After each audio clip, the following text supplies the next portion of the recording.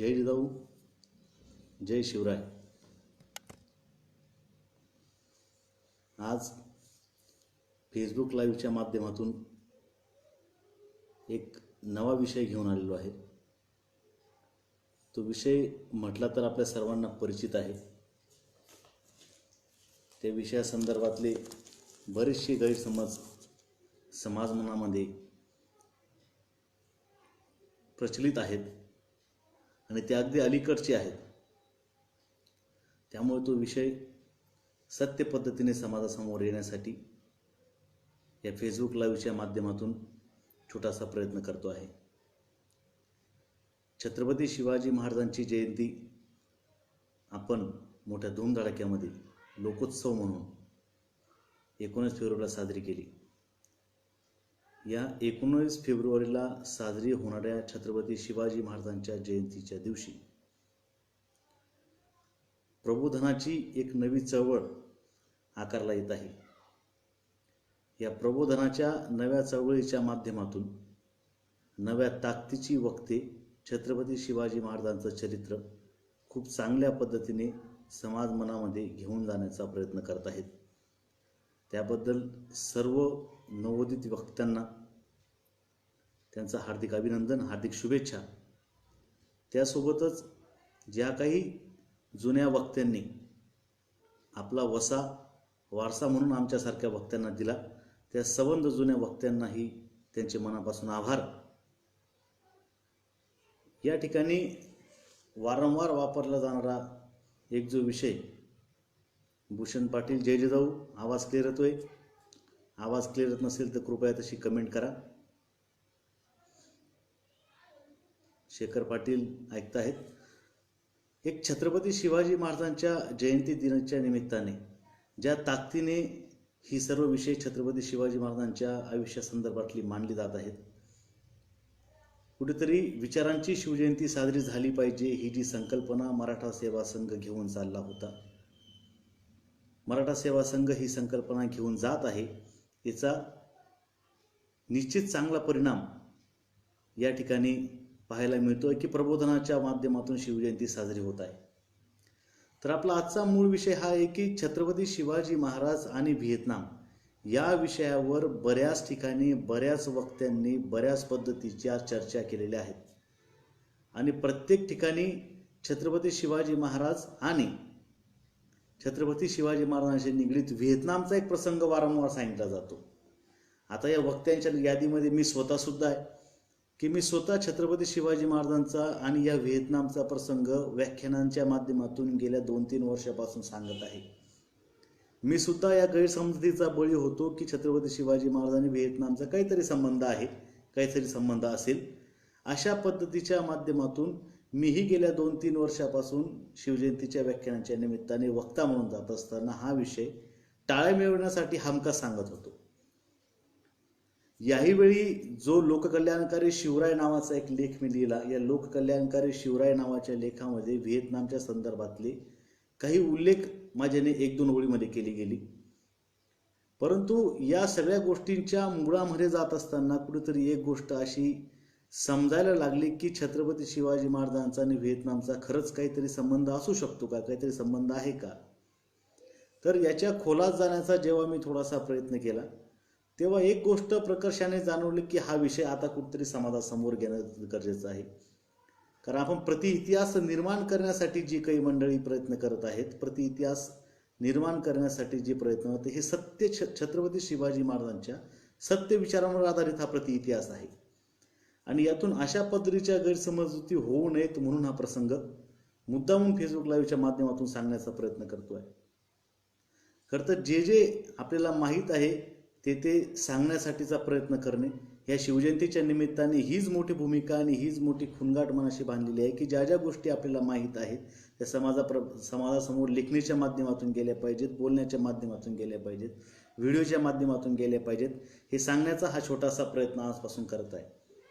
प्रत्येक हप्त्याला किंवा 15 दिवसाला असा काहीतरी नवीन विषय घेऊन यापुढे आपल्यासमोर येईल, आपल्याशी संवाद साधेल आणि त्यावर आपण फेसबुकच्या माध्यमातून चर्चा करू। तर मूळ विषयाकडे येऊया।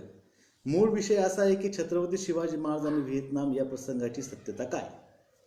खरं तर व्हिएतनामचं युद्ध नेमकं काय होतं हे सुरुवातीला थोडं समजून घ्या, म्हणजे आपण पुढच्या शिवाजी महाराजांच्या विषयावर येऊ. व्हिएतनामचं युद्ध हे कम्युनिस्ट उत्तर व्हिएतनाम आणि दक्षिण व्हिएतनाम या दोन राज्यांमधला हा संघर्ष आहे. आणि हा संघर्ष फक्त दोन राज्यांमधला नाही, तर उत्तर व्हिएतनाम आणि दक्षिण व्हिएतनाम, एक उत्तर व्हिएतनाम हे कम्युनिझमचं सपोर्ट करणारं राष्ट्र आहे आणि दक्षिण व्हिएतनाम हे कॅपिटलिझमचं, भांडवलशाहीचं म्हणूया, किंवा अमेरिका पुरस्कृत जी काही भांडवलशाही लोकशाही निर्माण झाली अशा पद्धतीचं त्या ठिकाणी मांडणी करणारे हे दक्षिण व्हिएतनाम हे राज्य आहे. या दक्षिण व्हिएतनाम आणि उत्तर व्हिएतनाम मध्ये संघर्ष झाला की सत्ता कुणाची पूर्णपणे असायला पाहिजे आणि सत्ता कोणत्या विचाराच्या बेसिसवर असायला पाहिजे. ती कम्युनिझमची सत्ता असायला पाहिजे की ती अमेरिका पुरस्कृत कॅपिटलिझमची सत्ता असायला पाहिजे, यावर हा सत्ता संघर्ष झाला.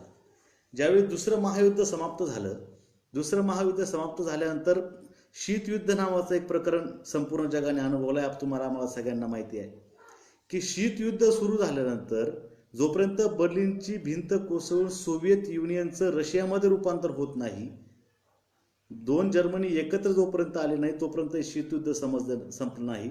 जेव्हा बर्लिनची भिंत पाडली गेली, हे शीतयुद्ध समाप्तीची घोषणा झाली.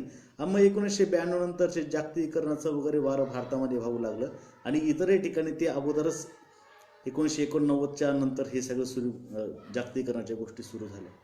मग या उत्तर व्हिएतनाम आणि दक्षिण व्हिएतनाम यातल्या साम्यवादी विरोधी जो गट आहे तो दक्षिण व्हिएतनाम आहे आणि साम्यवाद समर्थन जो गट आहे तो उत्तर व्हिएतनाम आहे. मग या उत्तर व्हिएतनामचा जो नेता आहे त्याचं नाव आहे हो ची मिन्ह. हो ची मिन्ह हा उत्तर व्हिएतनामचा राष्ट्राध्यक्ष जाऊन चुकलेला आहे. हो ची मिन्ह व्हिएतनामचा प्रधानमंत्री राहून चुकलेला आहे. आणि हो ची मिन्हच्या बाजूने ही साम्यवादी जी उत्तर व्हिएतनामची जी राजवट होती, या उत्तर व्हिएतनामची राजवट ही कम्युनिझमला समर्थन करणार होती की आता कुठेतरी कम्युनिझम आपल्या देशामध्ये आपण स्थापित केलं पाहिजे, त्या कम्युनिझमप्रमाणे आता आपण राज्य निर्माण केलं पाहिजे. तर दक्षिण व्हिएतनामचं म्हणणं होतं की आता कम्युनिझमचा उपयोग नाही, कम्युनिझमपेक्षा एक आपण अमेरिका पुरस्कृत काहीतरी नवीन उभं करू शकू. त्यात मग भांडवलशाही आली, काही अंशी समाजवादी लोकशाही सुद्धा आली. अशा या भांडणी, या दोघांच्या राष्ट्रांच्या भांडणीमधून एक असा मोठा संघर्ष निर्माण झाला, तो तब्बल 20 वर्ष चालला.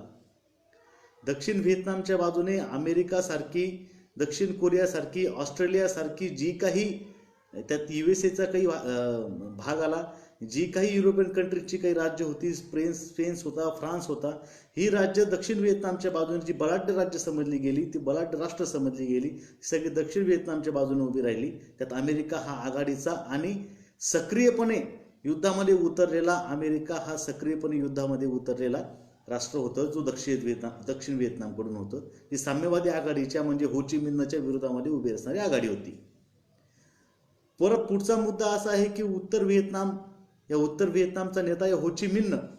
या हो ची मिन्हच्या माध्यमातून उत्तर व्हिएतनामच्या बाजूने जी काही चीन रशियासारखी कम्युनिस्ट सरकार जी होती, तिला त्यावेळेस रशिया म्हणता नाही, त्याला सोव्हिएत युनियन म्हटलं गेलं आहे, नंतर ते रशिया झालेलं आहे. ही जी सोव्हिएत युनियन नावाची जी काही गोष्ट उभी होती, या सोव्हिएत युनियनच्या माध्यमातून समर्थन उत्तर व्हिएतनामला होतं, म्हणजे हो ची मिन्ह यांना होतं. या दोघांचा संघर्ष झाला, पण ज्या संघर्षामध्ये दक्षिण व्हिएतनामच्या बाजूने अमेरिका पूर्णपणे सक्रियपणे युद्धामध्ये उतरलं, त्याप्रमाणे उत्तर व्हिएतनामच्या बाजूने म्हणजेच हो ची मिन्हच्या बाजूने त्या पद्धतीने चीन किंवा रशिया असं पूर्णपणे सक्रियपणे त्या गोष्टीमध्ये उतरलेलं आपल्याला पाहायला मिळत नाही. मग यातून पुढची गोष्ट निर्माण झाली की 20 वर्षाचं युद्ध चाललं. या 20 वर्षाच्या युद्धामध्ये हो ची मिन्ह यांनी मोठी चिकाटी धरली, मोठ्या युद्धनीतीने त्यांनी हे केलं.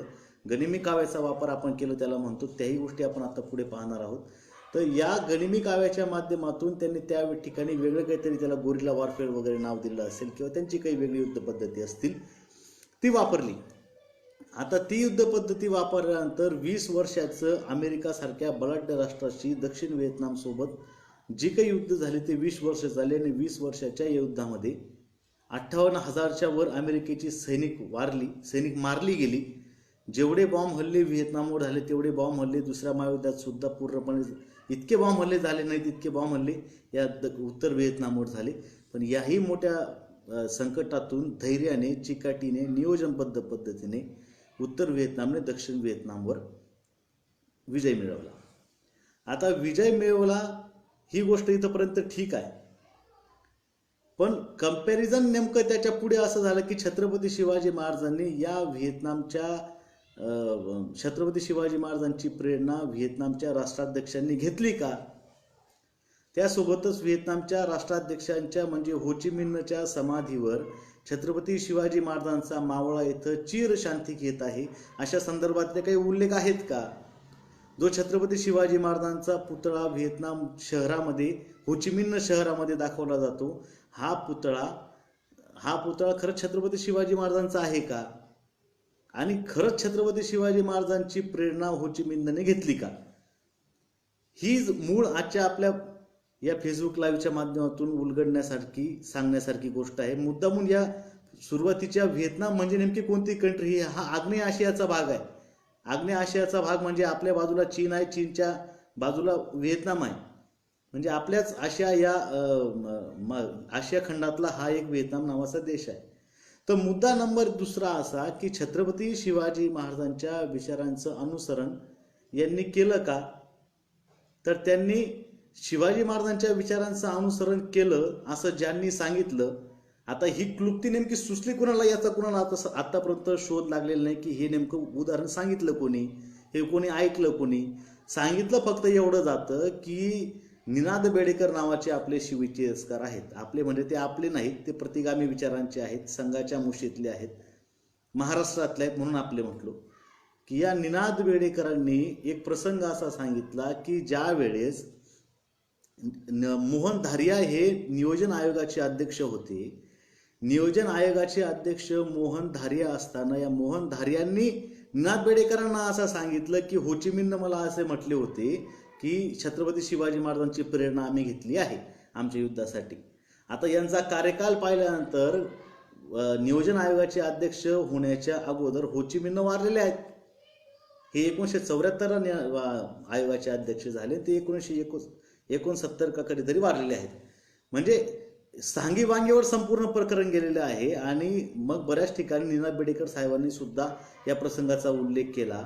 आणि हा प्रसंग इन्स्पायरेबल आहे, प्रसंग प्रेरणादायी आहे असं म्हणून बऱ्याच मोठ्या मोठ्या इतिहासकारांनी असेल किंवा वक्त्यांनी असतील हा प्रसंग प्रत्येक भाषणामधून सांगायला सुरुवात केली.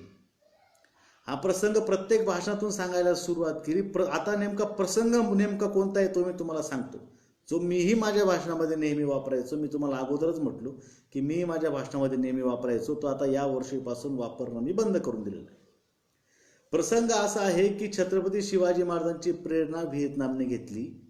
ज्या वेळेस व्हिएतनाम आणि अमेरिकेचं युद्ध झालं, या व्हिएतनाम आणि अमेरिकेच्या युद्धामध्ये तब्बल 18 लाख, आणि ही सत्यता आहे की 18 लाख सैनिक ही अमेरिकेची होती आणि 4,61,000 सैनिक ही उत्तर व्हिएतनामची म्हणजे हो ची मिन्ह यांची होती. डबल टिबलने ती सैनिक समोरच्या अमेरिकेच्या या सगळ्या गोष्टींकडे होती.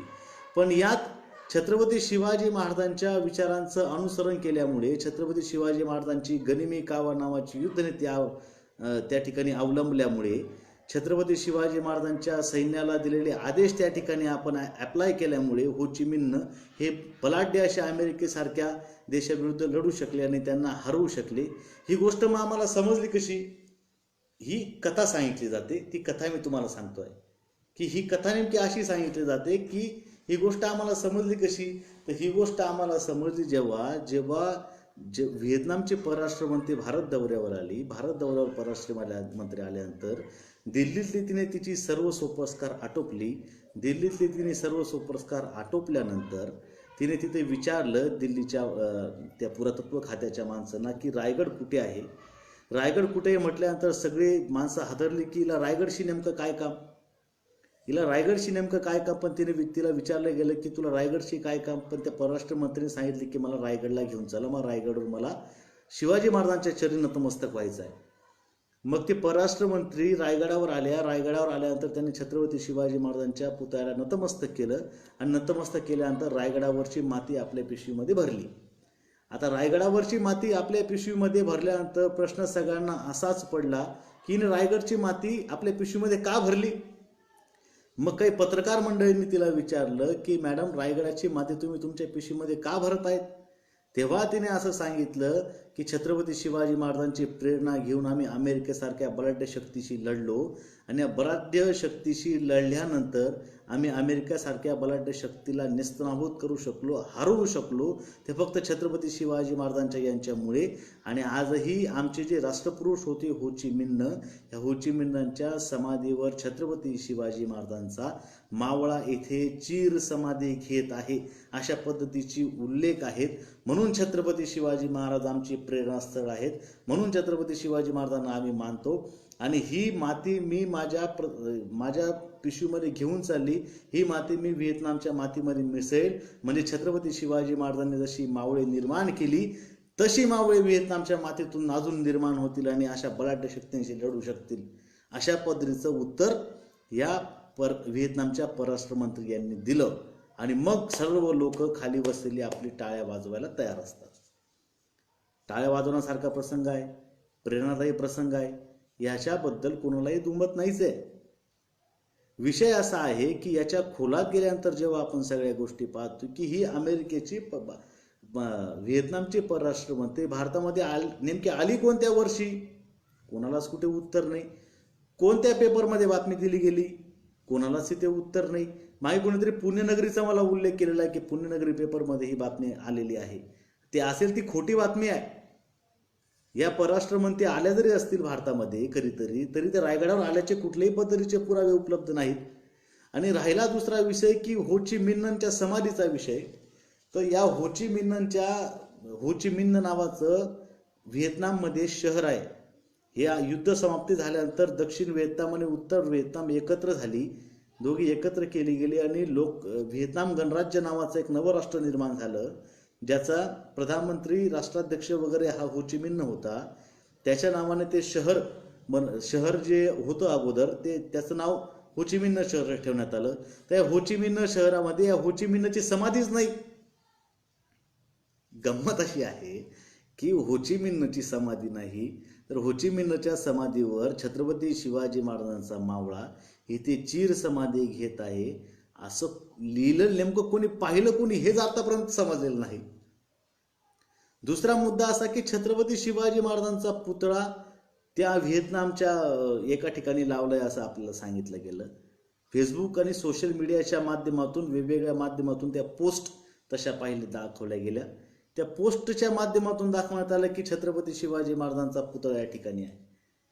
पण जेव्हा आपण शोध घेतो बऱ्याचशा गोष्टींचा की हा खरंच छत्रपती शिवाजी महाराजांचा पुतळा आहे का, झूम आउट केल्यानंतर जेव्हा कॅमेरा आपण झूम आउट करतो, मागे येतो, तर मागं आल्यानंतर छत्रपती शिवाजी महाराजांचा पुतळा तर वाटतो, घोड्यावर बसलेला वाटतो, हातावर केलेला वाटतो, पण तो पुतळा छत्रपती शिवाजी महाराजांचा नाही असं जेव्हा आपण तो पिक्चर झूम करतो, ते झूम केल्यानंतर आपल्याला समजतं की हा पुतळा छत्रपती शिवाजी महाराजांचा नाही. तर हा पुतळा छत्रपती शिवाजी महाराजांचा पुतळा नाही, तर तिथला त्रानगोन नावाचा 14व्या शतकातला एक राजघराणा आहे.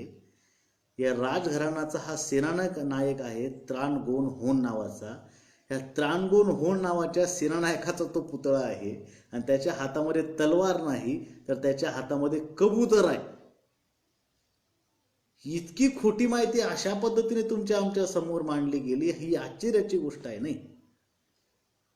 मग एक लक्षात घ्या की ह्या त्रानगोनच्या माध्यमातून सांगितल्या गेलेला हा पुतळा शिवाजी महाराजांचा नाही. हो ची मिन्हच्या समाधीवर छत्रपती शिवाजी महाराजांचं नाव नाही. भारतात परराष्ट्र मंत्री व्हिएतनामची आली कधी हेही कुणाला अजून माहीत नाही. तिने अशा पद्धतीची माती ती घेऊन गेली हे अजूनपर्यंत कुणाला माहीत नाही. आणि याच्याही उपर गेल्यानंतर छत्रपती शिवाजी महाराजांच्या विचारांचा आणि त्यांच्या युद्धनीतीचा तिथे उपयोग केला गेला का, उपयोग त्यांनी त्यांच्या पद्धतीने केला. कारण तिथली सुद्धा डोंगराळ परिस्थिती आपल्यासारखीच आहे. सैन्याची परिस्थिती जी होती, जी छत्रपती शिवाजी महाराजांकडे मुठभर सैन्य आपण म्हणतो, ते मुठभर सैन्यच या हो ची मिन्हकडे होतं, ते त्याच पद्धतीचं होतं. म्हणून एक कंपॅरिझन कदाचित होत असेल.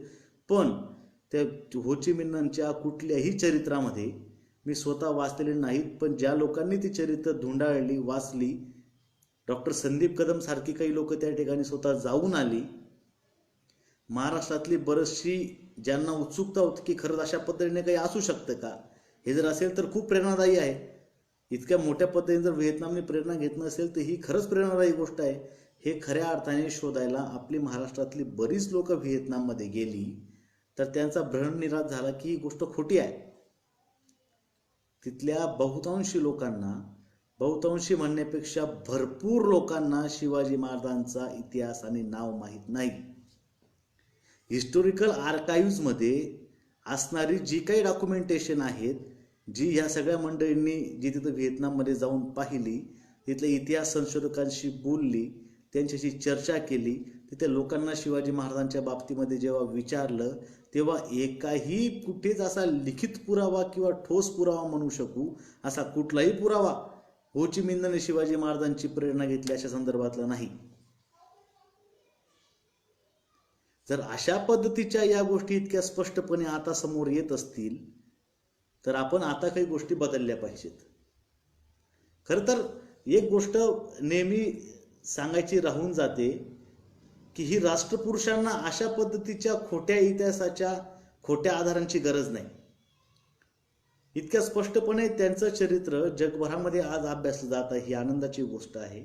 जगभरातल्या बहुतांशी युनिव्हर्सिटीमध्ये छत्रपती शिवाजी महाराजांच्या गोरिला वारफेअर असेल किंवा छत्रपती शिवाजी महाराजांची नीतिवान राजा म्हणून ओळख असेल, शिवाजी महाराजांनी निर्माण केलेले लोककल्याणकारी आणि विश्ववंदनीय असं राज्य असेल, शिवाजी महाराजांनी आपल्या सैनिकांना घालून दिलेले वेगवेगळे आदेश असतील, शेतकऱ्यांबद्दल केलेली सकारात्मक गोष्ट असेल किंवा पाण्याच्या व्यवस्थापनाशी संदर्भात केलेल्या गोष्ट असतील, प्रत्येक धर्माला चांगल्या पद्धतीने वागणूक करून देण्यासंदर्भात सारखी गोष्ट असेल, अशा या संपूर्ण गोष्टी शिवाजी महाराजांच्या सर्वांना आता कळत आहेत आणि जगभर त्या गोष्टींवर वेगवेगळ्या पद्धतीने संशोधन सुरू आहे, लेखन सुरू आहे. शिवाजी महाराजांची जयंती अमेरिकेत साजरी होते आहे, युरोपमध्ये साजरी होते आहे, चायनामध्ये साजरी होत आहे, रशियातही साजरी होत आहे. प्रत्येक ठिकाणी शिवाजी महाराजांची जयंती मोठ्या उत्साहामध्ये साजरी केली जात आहे. पण त्याला अशा खोट्या इतिहासाच्या आधाराची गरज असू नये असं मला स्पष्टपणे वाटतं. कारण ही महापुरुष त्या गावातच जन्माला आली पाहिजे असा काही विषय नाही. जसं माओ त्से तुंग असतील किंवा चे गवेरा असतील किंवा इतर कम्युनिस्ट मधली निर्माण झालेली लेनिन वगैरे लोक असतील, या प्रत्येकाची प्रेरणा जगभरामध्ये घेतली जात आहे किंवा प्रत्येक वेगवेगळ्या ठिकाणी घेतली जात आहे. ती माणसं त्याच ठिकाणी जन्माला आली पाहिजे असा काही विषय नाही. पण ती प्रेरणा कोणत्या पद्धतीने घेतली जात आहे आणि कोणत्या पद्धतीने सांगितली जात आहे हा संशोधनाचा विषय आहे. आणि छत्रपती शिवाजी महाराजांसारख्या या महापुरुषांना, त्यांच्या विचारांना, त्यांच्या कार्याला अशा कुठल्याही पद्धतीच्या खोट्या आधाराची गरज नाही. असाच एक खोटा आधार सांगितला जातो आहे छत्रपती शिवाजी महाराजांच्या बद्दल की कल्याणच्या सुभेदाराच्या सुनेचा एक प्रसंग सांगितला जातो वारंवार. जर ती घटना तशी घडली असती तर ती निश्चित तशीच झाली असती, याबद्दल कुणाचं दुमत असण्याचं कारण नाहीच आहे. विषय आहे की कल्याणच्या सुभेदाराच्या सुनेच्या संदर्भातला जो काही प्रसंग मोठ्या आवेशाने सांगितला जातो तो प्रसंग साफ खोटा आहे. कारण छत्रपती शिवाजी महाराजांच्या समोर कल्याणच्या सुभेदाराची सून अशा पद्धतीने आणलीच गेलेली नाही. इव्हन त्या संदर्भात कुठलाही ऐतिहासिक समकालीन पुरावा उपलब्ध नाही. हे आता जवळपास प्रतिगामी आणि पुरोगामी दोघंही इतिहास संशोधकांनी सिद्ध करून ठेवलेलं आहे की असा कुठलाही पुरावा उपलब्ध नाहीये. तर या खोट्या आधारांची कृपया गरज वाटून घेऊ नका. की छत्रपती शिवाजी महाराज समजून घ्यायचे असतील तर एक वेगवेगळी माध्यमं त्यासाठी आहेत. पण आम्ही वक्ते मंडळी मोठी म्हणजे आपण त्याला म्हणतो की काही भामटे असतात. माझ्या स्वतःवरून काही गोष्टी मला समजून घ्या की टाळ्या मिळवण्यासाठी अशा काहीतरी खोट्या गोष्टी सांगायचं आमचं ती नेमकी घाण सवय आहे. ही आता मी माझ्यापासून बंद करत आहे. इतर वक्ते ऐकत असतील तर त्यांनीही ती बंद केली पाहिजे की खोट्या इतिहासाच्या माध्यमातून शिवाजी महाराज प्रेझेंट करणं आता आपण बंद करून दिलं पाहिजे. कारण या कुठल्याही महापुरुषाला अशा खोट्या पद्धतीने मोठ्या करण्याचा आव आपण आता बंद केलं पाहिजे. कारण त्यांना त्याची गरज नाही.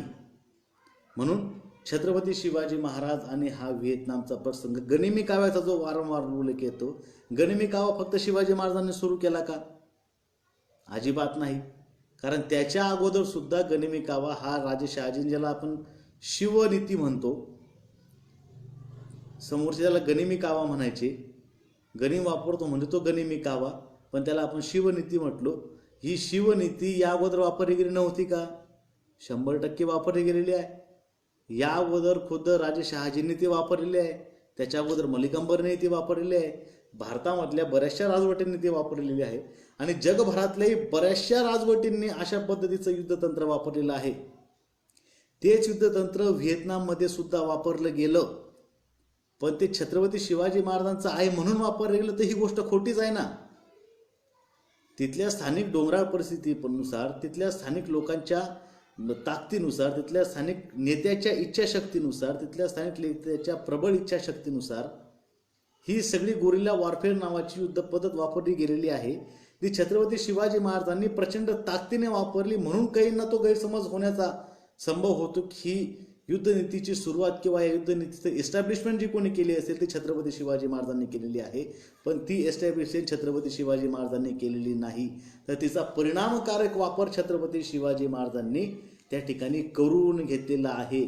म्हणून गोरिल्ला वॉरफेअर म्हणजे गनिमी कावा म्हणजे छत्रपती शिवाजी महाराज, अशा पद्धतीचं सगळं चित्र तुमच्या आमच्या मनासमोर उभं राहतं.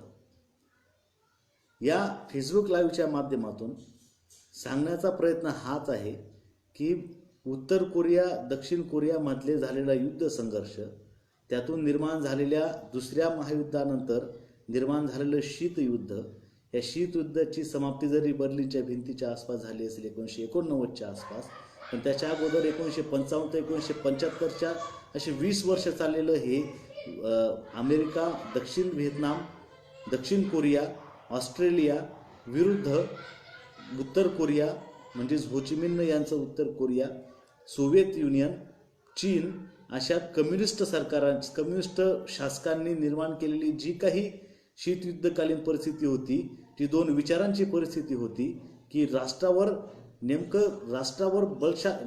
राष्ट्र कोणाचा असायला पाहिजे, अमेरिका पुरस्कृत असायला पाहिजे की सोव्हिएत संघ पुरस्कृत असायला पाहिजे, यांच्यात जी काही भांडणं निर्माण झाली ती काही भांडणं म्हणजे हा युद्धाचा परिणाम आहे.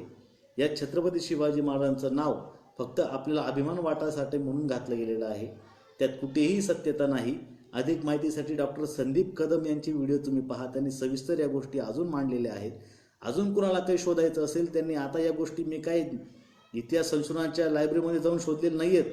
या सगळ्या गोष्टी फेसबुक, यूट्यूबच्या माध्यमातून, क्रोमच्या माध्यमातून किंवा इतिहासाच्या वेगवेगळ्या संसाधनांच्या लिखित संसाधनांच्या माध्यमातून, पुस्तकांच्या माध्यमातून समोर आलेल्या आहेत की ही घटना खरी नाही.